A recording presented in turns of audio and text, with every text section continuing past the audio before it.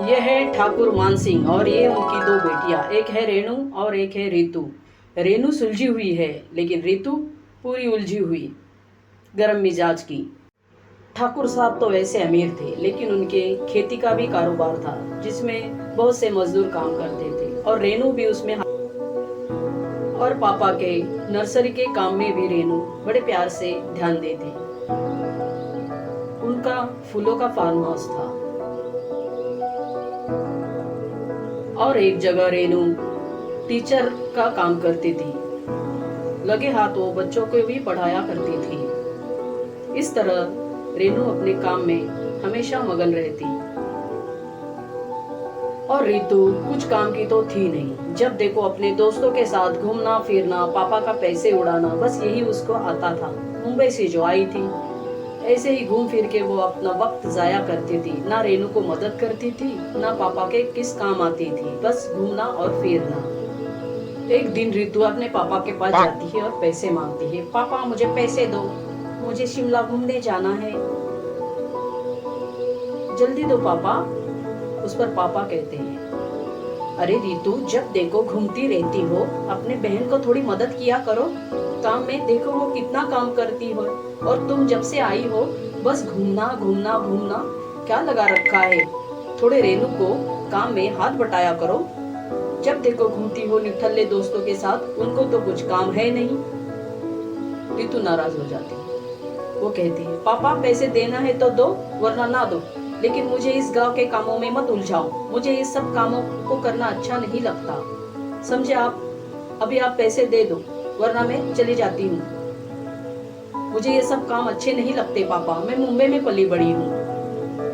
अरे मुंबई में हो तो क्या हुआ, काम करने में क्या मुंबई और गांव।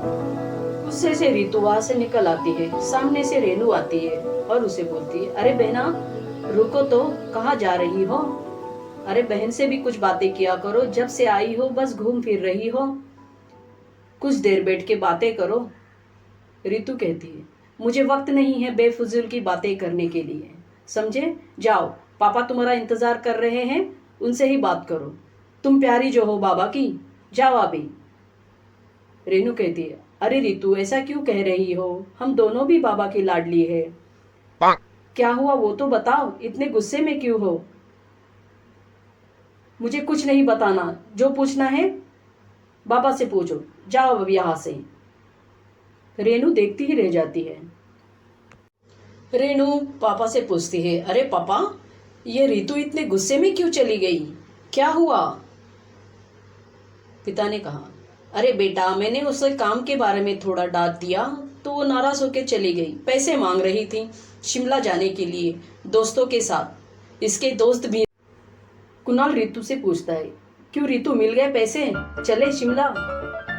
अरे तुम्हारा ही इंतजार कर रहे थे हम। क्या हुआ, कुछ बोलती क्यों नहीं। रितु कहने लगी, बाबा ने पैसे देने से मना कर दिया। वो रेणु है ना, वो बीच बीच में आती रहती है। दूसरे दिन कुणाल सोचता है, ये बार बार पैसे मांगना अच्छा नहीं लगता रितु से, क्यों न रितु का हाथ ही मांग लूं। ठाकुर साहब की दौलत मेरी हो जाएगी। और दूसरे दिन वो चला जाता है। कुणाल आकर कहता है, ठाकुर साहब हम रितु का हाथ मांगने आए हैं। मैं रितु से प्यार करता हूँ, मैं उससे शादी करना चाहता हूँ। ठाकुर साहब कहते हैं, अरे ऐसे ही मुंह उठा के चले आए, बड़े बुजुर्ग कोई है क्या नहीं साथ में, और कौन हो तुम और क्या काम धंधा करते हो, जब देखो घूमते ही रहते हो।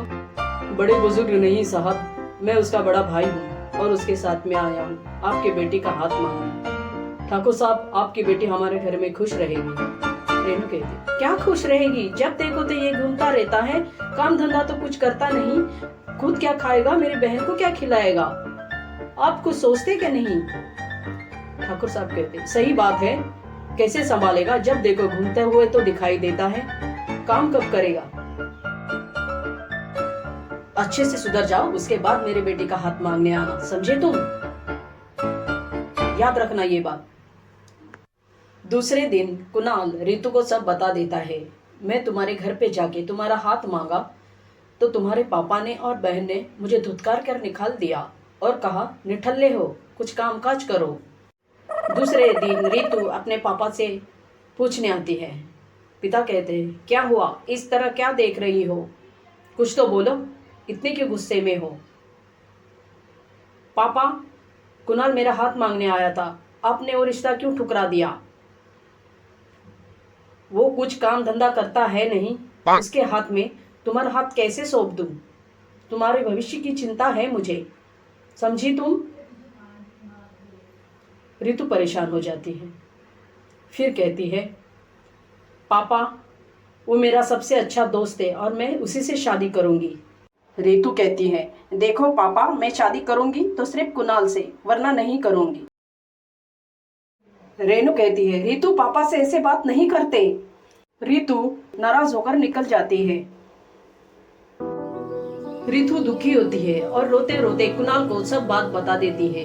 कुणाल कहता है, रोना मत रितु, ये सब उस रेनू का किया कराया है, वही हमारे बीच में आ रही है। रितु कहती है, लेकिन मैं क्या करूं, अब दोनों भी मुझसे नाराज है और अपनी शादी को वो तैयार नहीं। अब हम क्या करेंगे कुणाल, तुम ही बताओ। कुणाल कहता है, हम भाग के शादी करेंगे, तुम चिंता न करना। और रितु कुणाल के साथ भाग जाती है घर छोड़कर। पापा उदास हो जाते हैं। रेनू कहती है, पापा आप चिंता न करना, हम रितु को ढूंढ ही लेंगे, वो जहां भी होगी। पिता और रेनू रितु को जहां तहां ढूंढने लगते हैं, लेकिन रितु कहीं भी नहीं मिलती और वो नाराज होकर घर चले आ जाते हैं। रेनू कहती है, पापा हम रितु को कहां कहां नहीं ढूंढे, लेकिन हमें रितु मिल ही नहीं रही है। हम एक काम करते हैं, हम उस कुणाल से पूछते हैं, उसे जरूर पता होगा। पापा कहते हैं, हाँ बेटी, उसे जरूर पता होगा, वही उसका खास दोस्त था, वही एक उसके साथ ज्यादा घुमा करता था, उसे ही पता होगा। चलो हम उसी से जाके पूछते हैं। और दोनों कुणाल के घर पहुंच जाते हैं। रेणु के पिता कुणाल से पूछते हैं, देखो कुणाल बेटा, मेरी लड़की 2-3 दिन से घर नहीं आई है, तुम बता सकते हो वो कहाँ है। हम बहुत टेंशन में हैं। कुणाल कहता है, अंकल मुझे उसके बारे में कुछ ना ही पूछो तो अच्छा है, मुझे नहीं पता आपकी लड़की कहाँ है। आपने मेरा रिश्ता तोड़ा, तभी से मैं उससे मिला भी नहीं हूँ। रेणु कहती है, तुम इस तरह कैसे बात कर सकते हो, तुम ही तो उसके एक दोस्त हो, तुम ही उसके साथ घुमा फिरा करते थे, तुम्हें जरूर पता होगा, कुछ तो बताओ। हाँ बेटा बता दो हमें, पिता कहते हैं, हम बहुत परेशान हैं, वरना अभी हमें पुलिस चौकी में उसकी कंप्लेंट लिखानी पड़ेगी। घर आकर रेनू पापा से कहती है, पापा ये कुणाल तो कुछ बता ही नहीं रहा है, अभी हमें पुलिस स्टेशन में कंप्लेंट करनी ही चाहिए, अब वही हमारी मदद कर सकते हैं। पापा कहते हैं, तुम ठीक कहती हो बेटी, अभी पुलिस स्टेशन ही जाना पड़ेगा, कंप्लेंट दर्ज करानी ही पड़ेगी। और दोनों पुलिस स्टेशन जाने के लिए निकलते हैं। रेणु और पिता पुलिस चौकी आ जाते हैं। पुलिस चौकी पहुंचने पर उनकी मुलाकात सूरज से होती है। पिता कहते हैं, अरे सूरज, तुम पुलिस वाले हो, हमें पता ही नहीं था। अरे सर हमें माफ कर दीजिए, हमें पता नहीं था। कोई बात नहीं, कहो आप किस वजह से आए हो। पांडु 2 चाय लाना तो।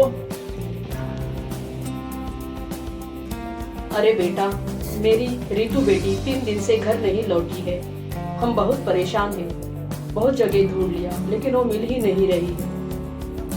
तुम्हारे भाई से भी पूछा, वो भी कुछ जवाब नहीं दे रहा है। प्लीज सर हमारी कुछ मदद कर दीजिए, हम बहुत परेशान हैं। आप चिंता नहीं करना, मैं इंक्वायरी करता हूँ, अगर मेरा भाई भी इसमें होगा तो मैं उसे भी जेल डाल दूंगा। और दूसरे दिन सूरज अपने भाई से पूछता है, कुणाल वो रितु खो गई है, तुम्हें कुछ पता है उसके बारे में? अगर है तो बता दो, आगे दिक्कत न होगी तुम्हें, जो है सच सच बता दो। कुणाल कहता है, अरे भैया मुझे क्या पता वो कहाँ चली गई, मैं तो कई दिनों से उसे मिला भी नहीं हूँ भैया। देख लो तुम सच कह रहे हो ना, अगर ये बात झूठ निकली तो मुझसे बुरा कोई न होगा, याद रखना। और इस मामले से तुम दूर ही रहे वही ठीक होगा, समझे? और यहाँ वहाँ घूमना छोड़ दो, समझे? सूरज कहता है, कि कुणाल पे मुझे एक पैसे का भरोसा नहीं, मुझे इस पे नजर रखनी होगी। हाँ। दूसरी ही रोज सूरज कुणाल का पीछा करते हुए एक गार्डन पहुंच जाता है और कुणाल की सारी बातें सुन लेता है। देखो, ये रितु का मामला अब पुलिस तक पहुंच गया है। मेरे भैया इसकी इंक्वायरी कर रहे हैं। मैं कल ही रितु के पापा से 2 करोड़ की डिमांड करूंगा और उन्हें ब्लैकमेल करूंगा।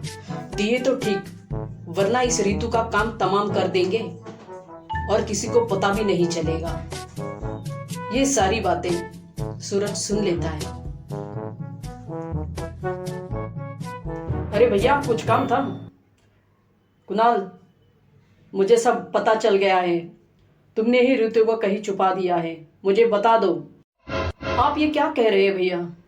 ज्यादा नाटक मत करो, मुझे पता है तुमने ही कहीं छुपा दिया है। अब चुपचाप मुझे उसका पता बता दो। कुणाल पता बता देता है। सूरज वहां आ जाता है और देखता है ऋतु रो रही है। सूरज कहता है, देखा अपना मनमर्जी करने का नतीजा? ऐसे कोई बर्ताव करता है क्या? मेरा भाई तो एक नंबर का कमीना है, उसके नाल में क्यों लगी? अब पछताने से क्या होगा और क्यों रो रही हो? चलो, तुम्हारी बहन और तुम्हारे पिता बहुत परेशान है, उनसे माफी मांग लेना, वो तुम्हें माफ कर देंगे। चलो अभी। सूरज रितु को घर ले आता है और ठाकुर साहब से कहता है, ठाकुर साहब, हमें माफ कर दीजिए। ये सब मेरे भाई की हरकत थी, उसने ही रितु को छुपा रखा था, हमें माफ कर दीजिए। मेरे भाई के वजह से आपको जो परेशानी हुई उसके लिए मैं बहुत शर्मिंदा हूँ ठाकुर साहब। रेणु कहती है, ये हरकत अच्छी नहीं थी सूरज जी, हम लड़की वाले हैं, हमारी भी कोई इज्जत होती है। हाँ बेटा, लड़के ही घर की इज्जत होती है, अगर कोई ऐसे करे तो हम कैसे जिएंगे? हाँ ठाकुर साहब, मैं समझ सकता हूँ, मैं दोबारा आपसे माफी मांगता हूँ, मुझे माफ कर दीजिए। ठीक है सूरज जी, भाई की गलती पे आप क्यों माफी मांग रहे हो? उसे समझा देना, ऐसी हरकत दोबारा ना करे। हाँ बेटा, और तुम्हारा बहुत बहुत शुक्रिया, तुमने मेरे रितु बेटी को ढूंढ के निकाला, तुम्हारा बहुत बहुत शुक्रिया। अब रितु भी अपनी बहन और पिता से माफी मांगती है, कहती है कि दीदी मुझे माफ कर दीजिए, मैं दोबारा ऐसी गलती नहीं करूंगी, मुझे पता नहीं था कुणाल ऐसा लड़का है, अब मैं पछता रही हूँ, अब आप जो कहोगी वही करूंगी, अब आपके बातों के आगे नहीं जाऊंगी, मुझे माफ कर दीजिए पिताजी, मैं दोबारा ऐसी गलती कभी नहीं करूंगी और जो कहोगे वही बात मानूंगी, प्लीज आप मुझे माफ कर दीजिए। और रितु अपने पिता और बहन से माफी मांग लेती है।